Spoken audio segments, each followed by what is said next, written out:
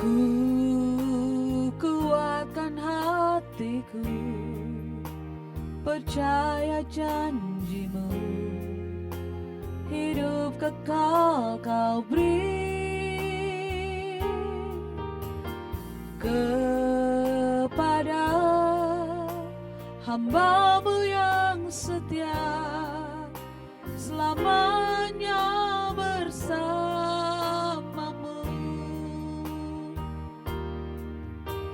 Kau beri pengharapan, suatu hari kan bertemu di surga yang kekal bersamamu, Bapa. Kau beri sukacita dan damai sejahtera. Allahku, kuatku, besertaku selamanya. Ku sembah Kau Tuhan, ku sembah Kau Tuhan. Nama-Mu dimuliakan dalam hidup dan matiku.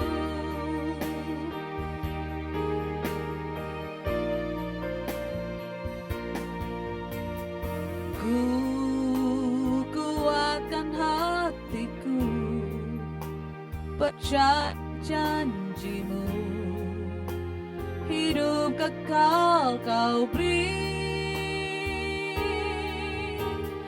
kepada hamba-Mu yang setia, selamanya bersamamu. Kau beri pengharapan,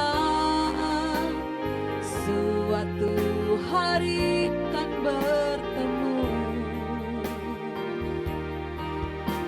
di surga yang kekal bersamamu, Bapa. Kau beri sukacita dan damai sejahtera. Allahku, kuatku, besertaku selamanya. Ku sembah Kau Tuhan, ku sembah Kau Tuhan. Nama-Mu dimuliakan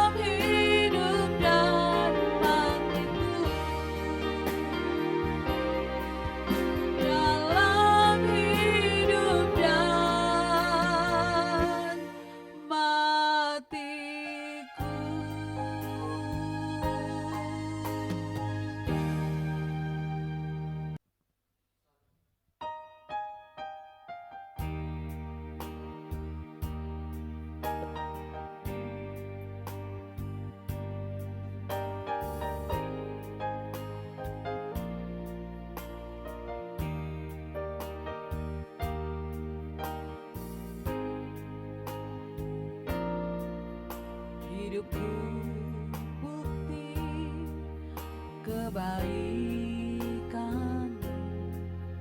hidupku bukti kasih-Mu, hidupku telah ditebus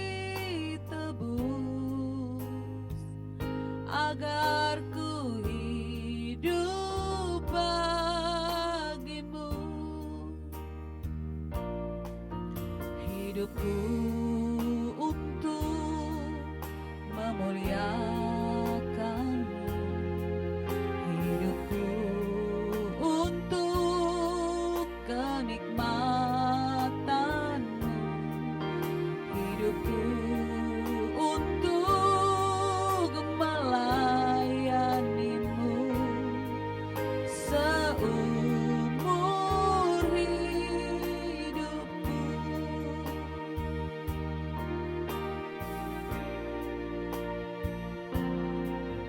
Hidupku bukti kebaikan-Mu, hidupku bukti kasih-Mu, hidupku telah ditebus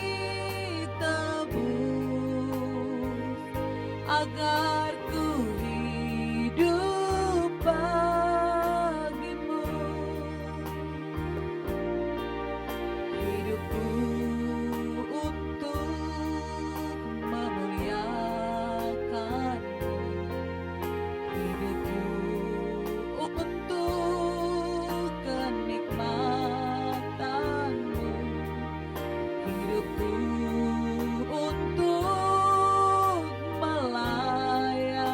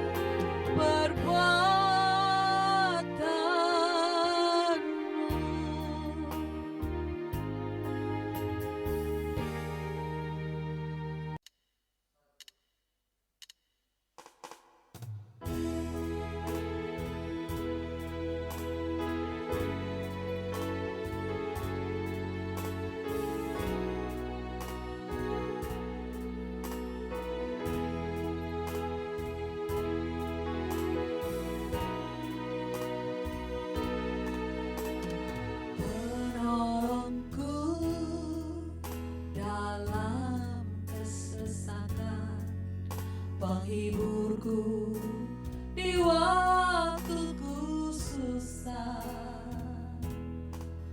menara kekuatan di saat ku lemah. Engkaulah Tuhan Yesus,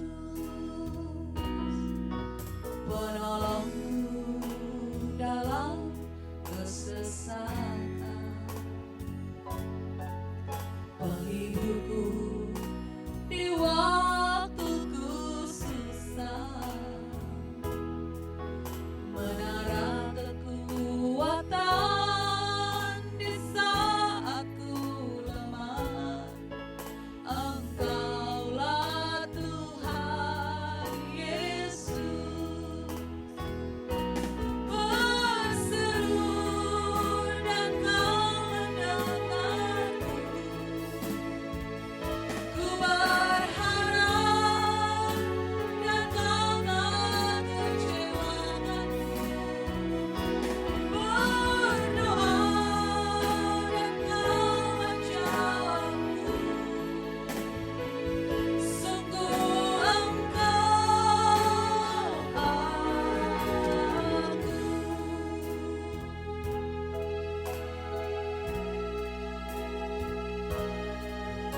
penolongku dalam kesesakan,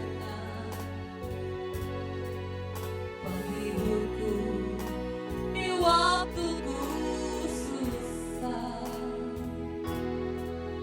menara kekuatan di saat ku lemah. Engkaulah Tuhan Yesus, penolongku dalam kesesakan, penghiburku di waktuku susah, menara kekuatan di saat ku lemah. Engkaulah Tuhan Yesus, berseru dan Kau mendengarku.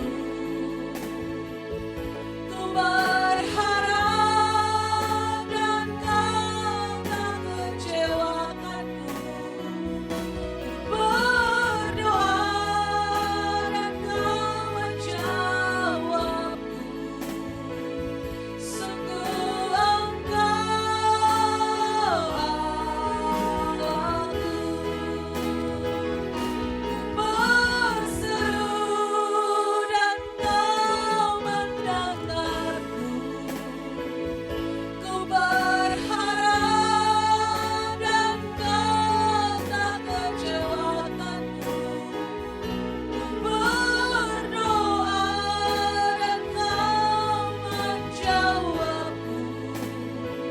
Sungguh Engkau Allahku, sungguh Engkau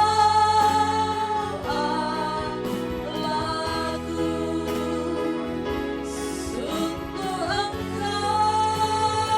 sungguh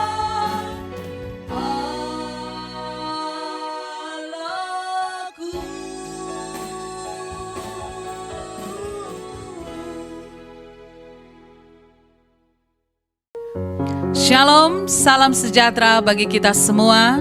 Selamat sore, dan saya bersyukur kepada Tuhan kita semua ada dalam perlindungan Tuhan. Dan kembali di sore hari ini kita berjumpa lagi dalam Exousia Bible Teaching, dan saya percaya setiap kita merindukan kebenaran firman Tuhan yang terus mewarnai kehidupan kita. Amin. Karena nama Yesus, nama yang indah yang telah memikat hati kita. Oleh sebab itu kita ingin terus mencari Dia. Amin. Yesus, Yesus, nama itu pikat hatiku. Mari saya ajak kita menyanyikan pujian ini dengan sukacita, dengan hati penuh cinta kepada Tuhan Yesus, Tuhan yang mengasihi kita.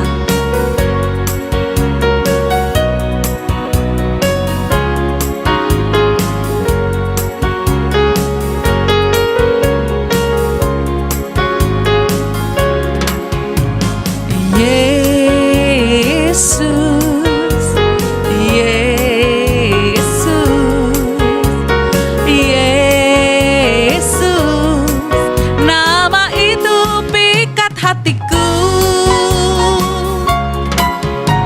Yesus, Yesus, Yesus, nama itu pikat hatiku.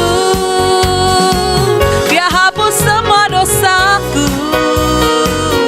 dia beri hati yang baru, hati resah dilenyapkan, sejahtera dia berikan, hati bimbang dikuatkan, hidup kekal dia berikan padaku.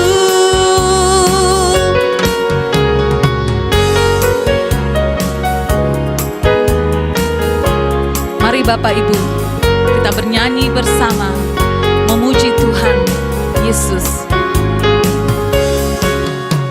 Yesus,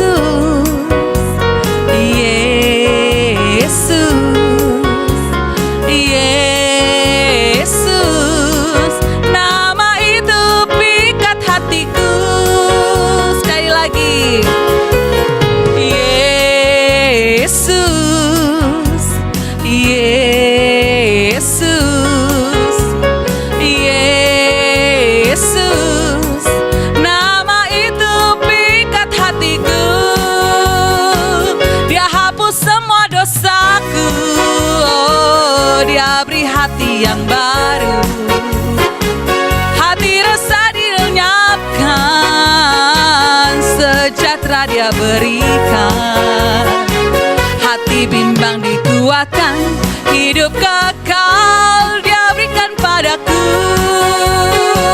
Dia hapus semua dosaku, oh, dia beri hati yang baru, hati resah dilenyapkan, sejahtera dia berikan, hati bimbang dikuatkan, hidup kekal dia berikan padaku. Dia hapus semua dosaku.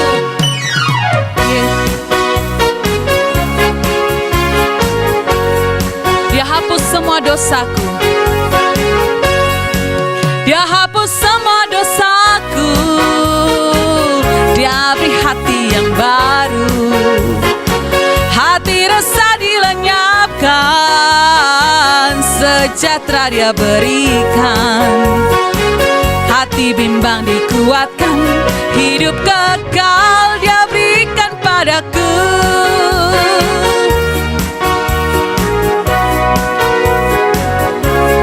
Haleluya. Hidup kekal dia berikan kepada kita, karena dia satu-satunya kebahagiaan kita. Mari jadikan Tuhan sebagai kebahagiaan yang sejati.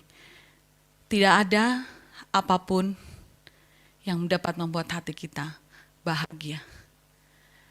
Kita kalau mendapatkan sesuatu, hadiah, atau mendapatkan penghargaan, itu hanya sementara. Hari ini bisa gembira, besok sedih lagi. Tapi Tuhan kebahagiaan sejati. Dia selalu menemani kita. Tuhan, Engkau kebahagiaanku, Engkau sukacitaku Tuhan. Mari kita naikkan pujian ini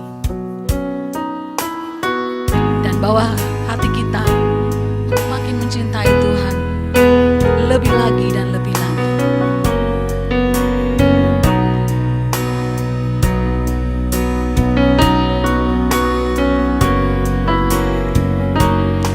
Tuhan, Engkau kebahagiaanku, sukacita dalam hatiku. Apapun terjadi di hidupku, Tuhan Yesus cukup bagiku.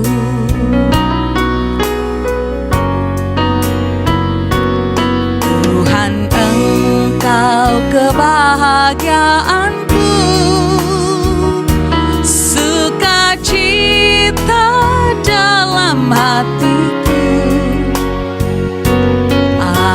Apapun terjadi di hidupku, Tuhan Yesus cukup bagiku. Walau hidup ini aku sendiri, Engkau setia menemani. Walau tiada harta dan kehormatan, Tuhan kekayaan abadi. Mari, Tuhan Engkau kebahagiaanku. Tuhan Engkau kebahagiaanku, sukacita dalam hatiku. Apapun terjadi di hidupku, Tuhan Yesus cukup bagiku.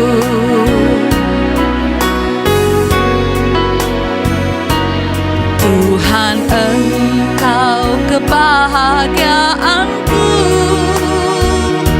sukacita dalam hatiku. Apapun terjadi di hidupku, Tuhan Yesus cukup bagiku. Walau hidup ini aku sendiri, Engkau setia menemani. Walau tiada harta dan kehormatan, Tuhan kekayaan abadi.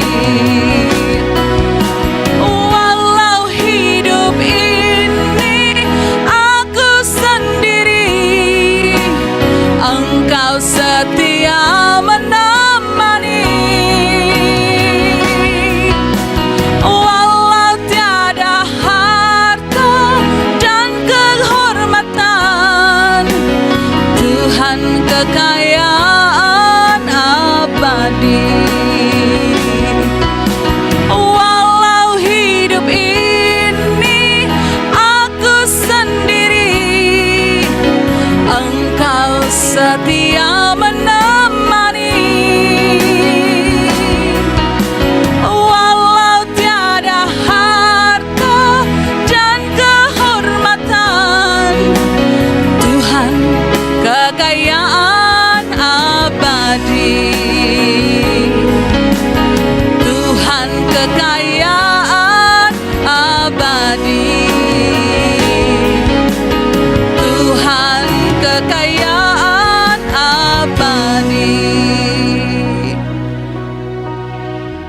Kalau Tuhan kekayaan abadi, kalau Tuhan kebahagiaan sejati, maka dunia ini hampa rasanya. Amin Bapak Ibu. Kalau Tuhan itu sukacita kita, kalau Tuhan memikat hati kita, maka kekayaan dunia tidak mampu memikat hati kita. Terasa dunia ini hampa. Hanya keinginan bertemu Tuhan itu menjadi kebutuhan kita. Di sore hari ini,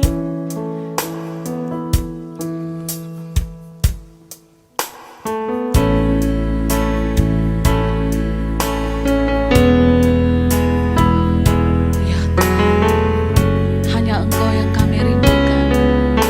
Tanpamu, hidup ini terasa hampa. Keindahan dunia ini semu belaka, tiada artinya bagi kami.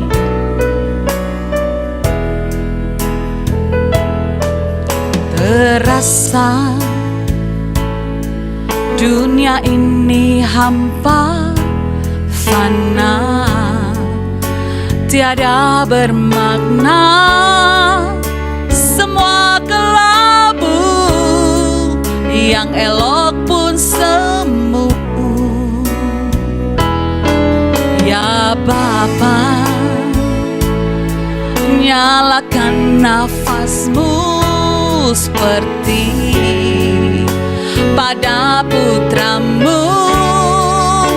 Torehkan kisah jejak anak Allah di hidupku.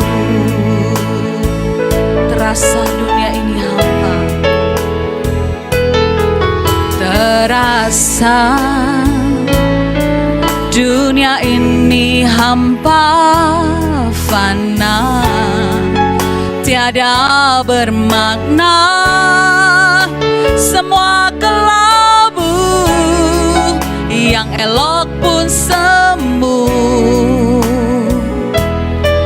Ya Bapa, nyalakan nafasmu seperti pada putramu. Torehkan kisah jejak anak Allah di hidupku. Di hamparan padang kehidupan, ku rajut senyummu.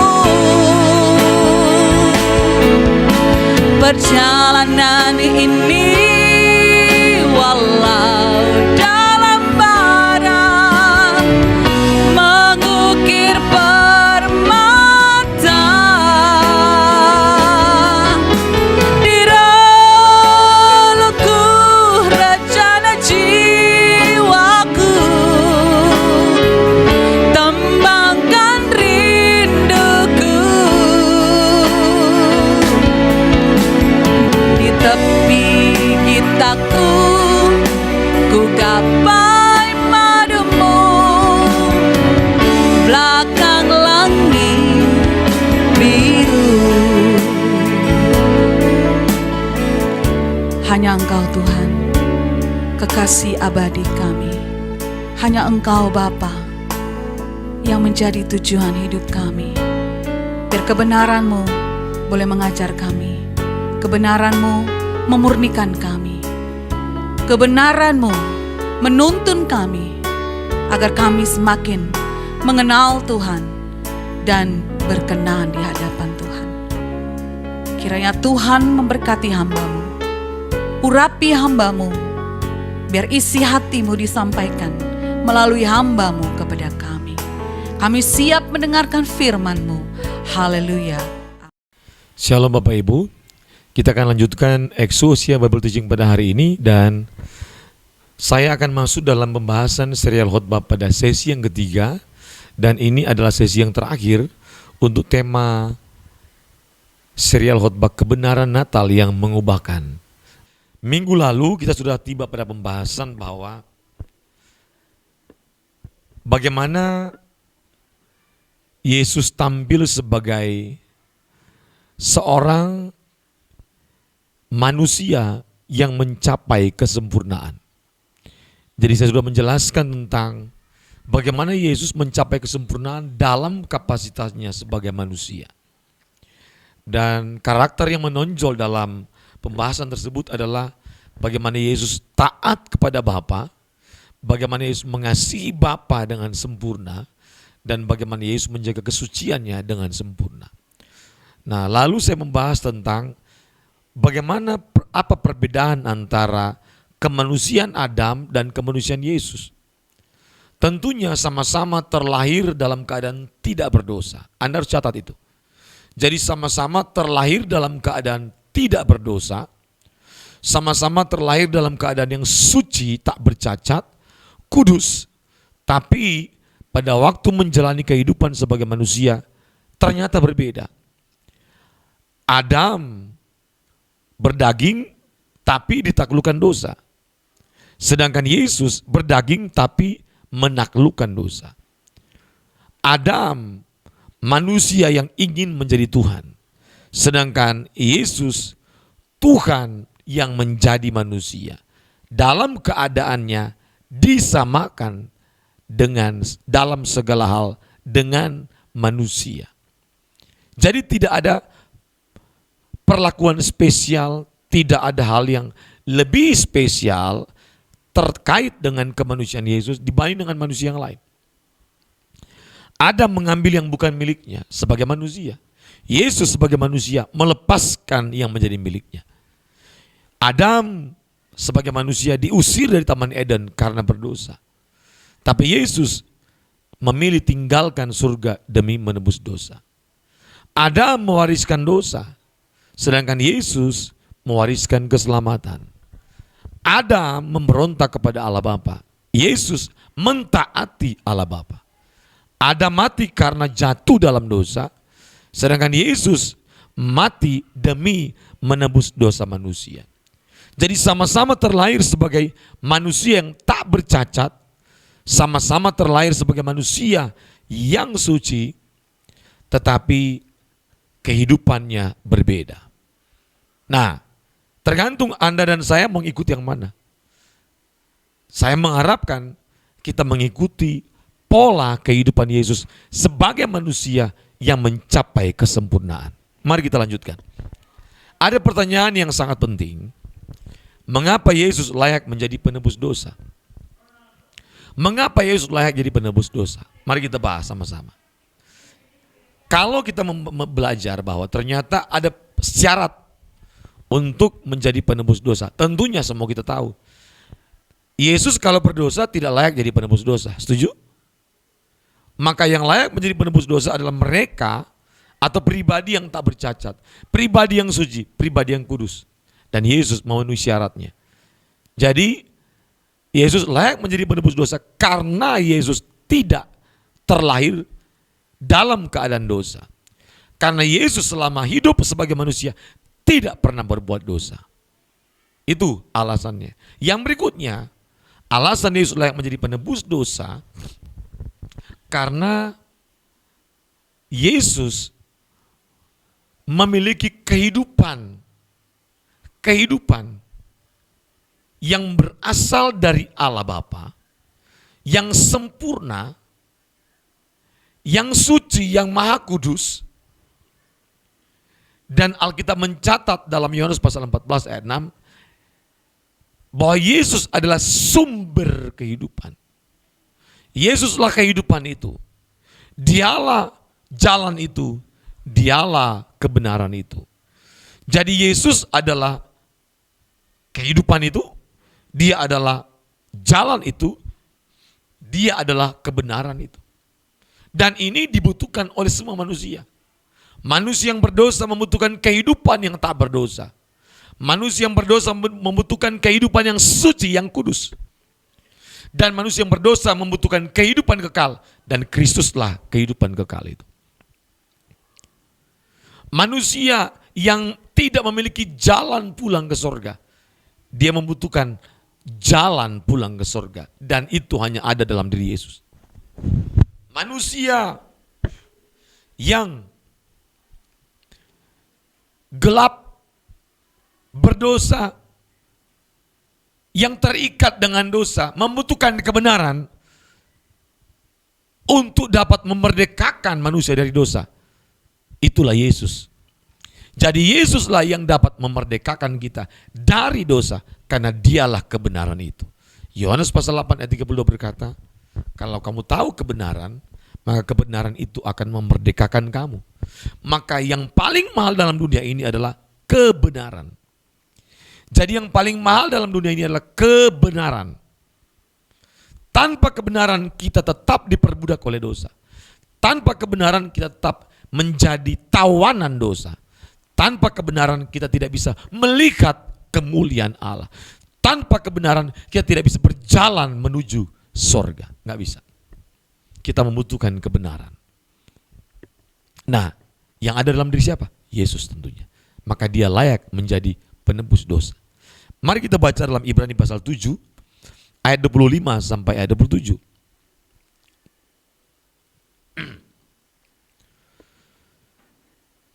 Karena itu ia sanggup juga menyelamatkan dengan sempurna semua orang yang oleh dia datang kepada Allah. Sebab ia hidup senantiasa untuk menjadi pengantara mereka.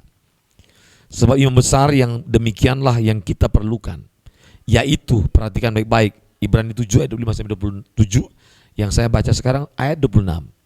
Sebab imam besar yang demikianlah yang kita perlukan, yaitu dijelaskan sama penulis Ibrani, yaitu yang saleh, tanpa salah, maka dia layak jadi penebus dosa, tanpa noda, yang terpisah dari orang-orang berdosa, tapi yang memikul dosa. Ini luar biasa. Yang terpisah dari orang-orang berdosa dan lebih tinggi daripada tingkat-tingkat sorga. Wow. Ayat 27. Yang tidak seperti imam-imam besar lain, yang setiap hari harus mempersembahkan korban untuk dosanya sendiri, dan sesudah itu ia barulah untuk dosa umatnya. Sebab hal itu telah dilakukannya satu kali untuk selama-lamanya, ketika ia mempersembahkan dirinya sendiri sebagai korban. Kalau dulu ketika orang Israel berbuat dosa, maka orang Israel harus mengorbankan hewan, mengorbankan domba yang tak bercacat. Tapi domba yang dikorbankan hanya bisa menebus dosa orang ini, satu orang, satu hewan. Besok lagi orang ini berbuat dosa, besok lagi hewan itu dipotong lagi. Ya, ada hewan lagi yang dipotong. Domba dipotong, domba yang tak bercacat. Lusa lagi berbuat dosa, potong lagi. Anda bayangkan kalau selama 80 tahun kita tiap hari berbuat dosa, ada berapa ribu hewan, domba yang kita harus potong dan korbankan. Berarti yang bisa dosanya ditebus adalah orang-orang yang pasti sangat kaya.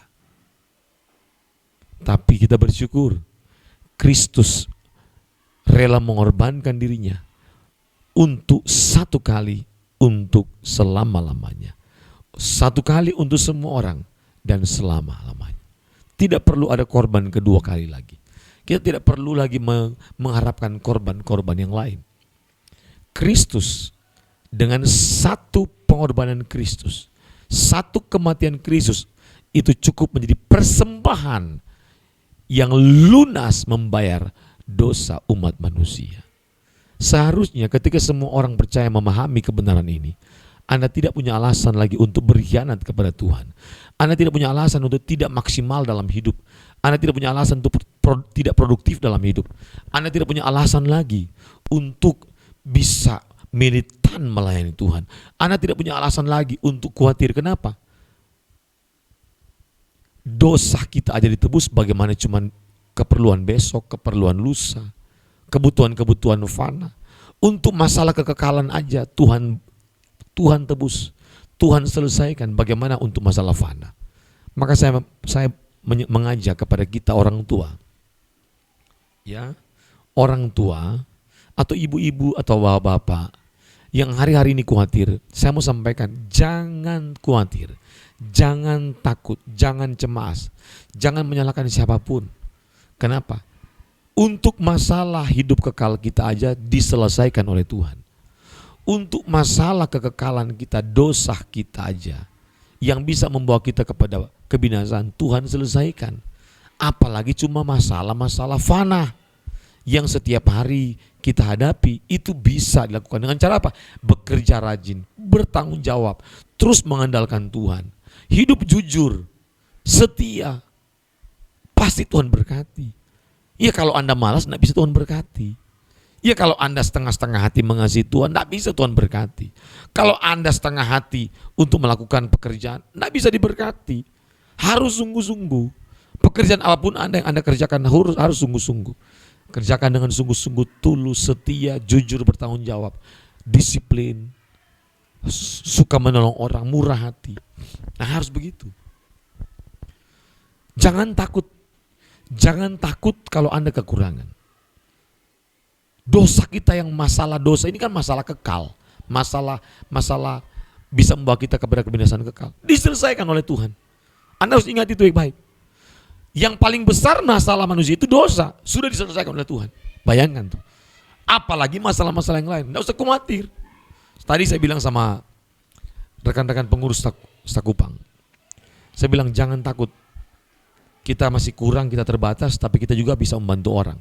Justru yang paling luar biasa adalah ketika kita dalam kekurangan masih mampu, masih punya kesempatan untuk membantu orang lain. Kalau Anda membantu orang lain dalam keadaan limpah, dalam keadaan kelimpahan, itu biasa. Tapi kalau Anda bisa membantu orang dalam keadaan kekurangan, itu luar biasa. Ya, jangan takut kekurangan. Tidak masalah, saya sudah menjadi saksi di mana Tuhan bisa mencukupi tepat pada waktunya, bisa menolong tepat pada waktunya. Masih kurang nggak? Tetap masih kurang. Tapi Tuhan cukupi yang kita butuhkan sekarang ya sekarang. Tuhan akan pernah mencukupi yang kita butuhkan nanti tahun depan, nggak bisa. Bagi saya sangat percaya bahwa Tuhan kalau menolong orang itu tepat seperti yang dibutuhkan sekarang. Tidak pernah di stok seperti mana. Mana itu Tuhan curahkan sesuai dengan kebutuhan hari itu. Besok beriman lagi, bekerja lagi. Nanti besok ada berkatnya khusus. Harus ingat baik-baik itu. Kita harus bersyukur bahwa kita bisa mengenal Yesus yang telah menebus dosa saya dan saudara. Berarti masalah yang kecil-kecil ini kita bisa atasi. Ini luar biasa. Saya sering melihat ya, banyak orang tidak bersyukur menjadi orang Kristen. Banyak orang kurang bersyukur mengenal Tuhan. Aduh, Bapak Ibu, kalau kita tidak mengenal Tuhan, sia-sia hidup kita. Binasa hidup kita. Anda mau bilang Anda punya harta banyak. Mohon maaf ya, paling tinggi 80 tahun, 70 tahun mati juga. Kalau sampai 70 tahun. Bisa juga kita sampai baru 50 tahun meninggal. Baru 35 tahun meninggal. 25 tahun meninggal. Ada anak remaja 15 tahun meninggal, 10 tahun meninggal. Ada yang baru lahir meninggal. Ada yang dalam kandungan meninggal. Pertanyaannya adalah, apakah kita kuat mempertahankan kehidupan kita dari maut? Gak mungkin kuat. Itu artinya kita tidak berkuasa atas maut. Maka kita harus bergantung sama Tuhan. Amin. Mau jaga baik-baik pun kesehatan kita, kalau memang kita harus dipanggil Tuhan. Selesai dari semua aktivitas, selesai. Tidak ada yang bisa tahan. Tapi jangan bunuh diri, nah itu salah. Tapi jangan sengaja untuk bunuh diri, itu salah. Ya. Jadi tidak usah khawatir Bapak Ibu. Kita punya Tuhan yang hebat. Allah kita hidup. Dia pencipta alam semesta. Dia mengasihi kita lebih dari alam semesta ini. Apa buktinya Pak Pendeta? Buktinya adalah dia mengirimkan putra tunggalnya satu-satunya kepada kita. Untuk menebus dosa saya dan saudara. Agar tidak ada satu orang pun binasa. Ini berita sukacita bagi manusia yang sudah dianggap biasa oleh orang Kristen. Ini bukan berita biasa, berita sukacita. Karena sehebat-hebatnya manusia, sekaya-kayanya manusia, tidak bisa menebus dosanya sendiri. Amin. Sekaya-kaya Elon Musk tidak bisa menebus dosanya sendiri. Sekaya-kaya Bill Gates tidak bisa menebus dosanya sendiri. Sekaya-kaya Jeff Bezos yang punya Amazon tidak bisa menebus dosanya sendiri. Sehebat-hebatnya Presiden Jokowi tidak bisa menebus dosanya sendiri.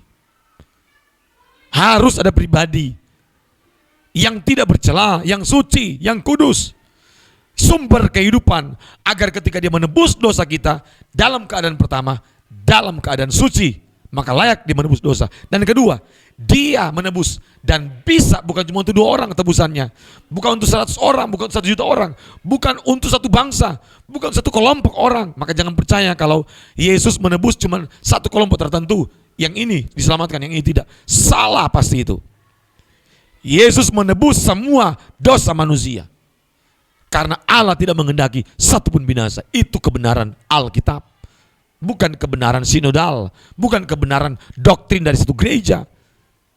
Jadi Yesus tidak hanya menebus satu umat, satu kelompok, hanya satu golongan. No, Yesus menebus dosa untuk semua orang. Karena Allah tidak menghendaki satupun binasa. Itu jelas tercatat di Alkitab.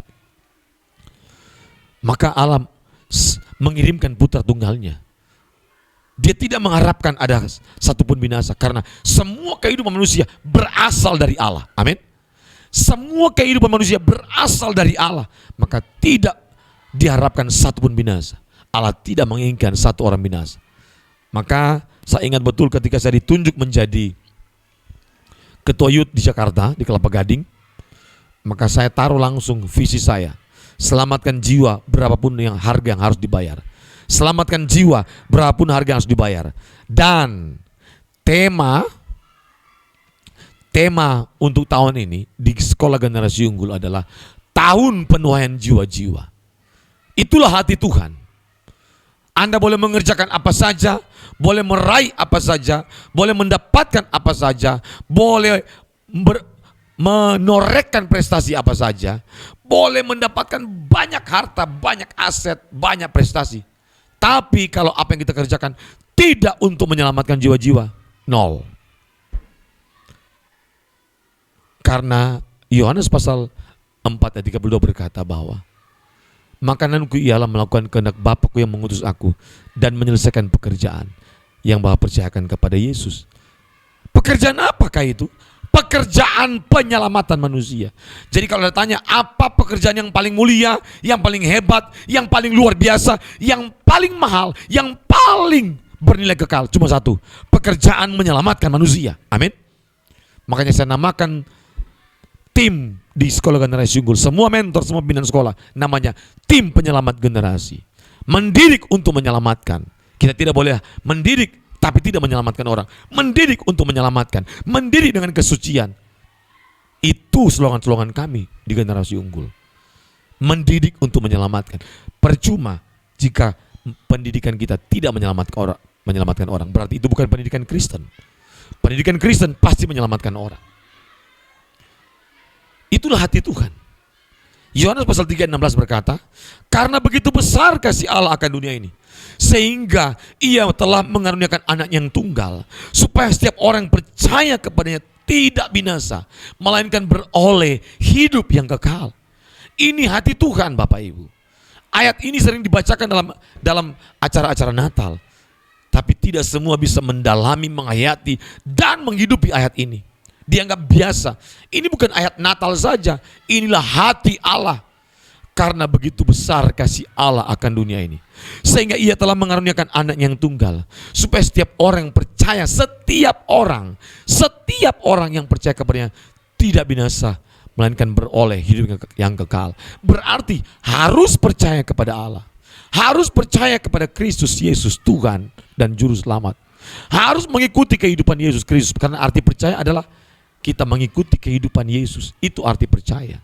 Kalau cuma percaya bahwa saya percaya Tuhan itu, Yesus itu Tuhan, Juru Selamat, semua orang juga tahu, iblis juga tahu.